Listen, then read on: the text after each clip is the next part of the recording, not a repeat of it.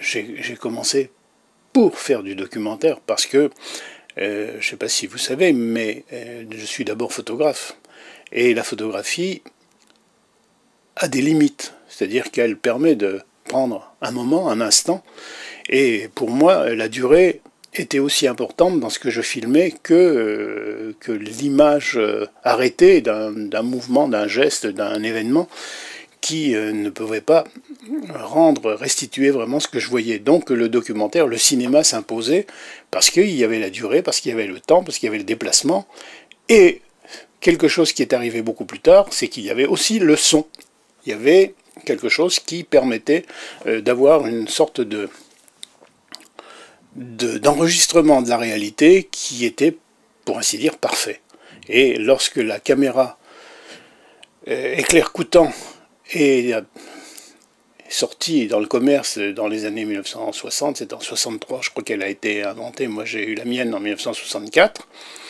le film avec son synchrone s'imposait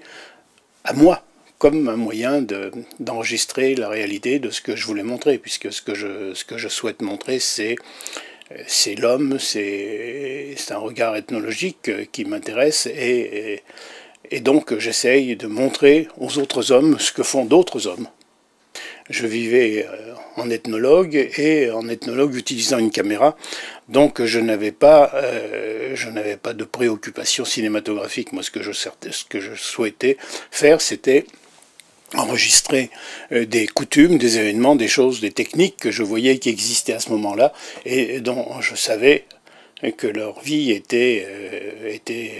enfin, les jours à vivre étaient comptés. Et donc je me disais, il faut garder une trace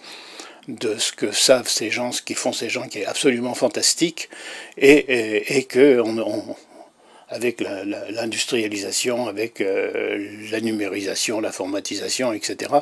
ça allait disparaître. Et donc ça a bien disparu, et moi, ma seule préoccupation, c'était, je dirais pas de faire des films d'archives, mais c'était quand même en arrière-plan de tout ce que je faisais, en essayant quand même de monter des films pour les montrer, parce que ne s'agissait pas uniquement de faire des kilomètres de pellicules à garder dans des boîtes, mais aussi à les montrer, mais à montrer quelque chose sans concession, c'est-à-dire que si je filme un forgeron qui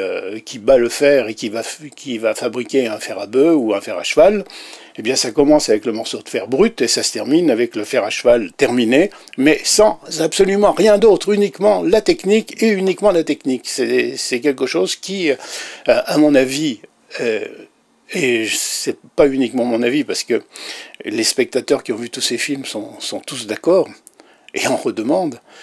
ce que fait un artisan, je parle des artisans maintenant parce que c'est plus simple, est quelque chose de très spectaculaire, et que ça vaut la peine d'être regardé.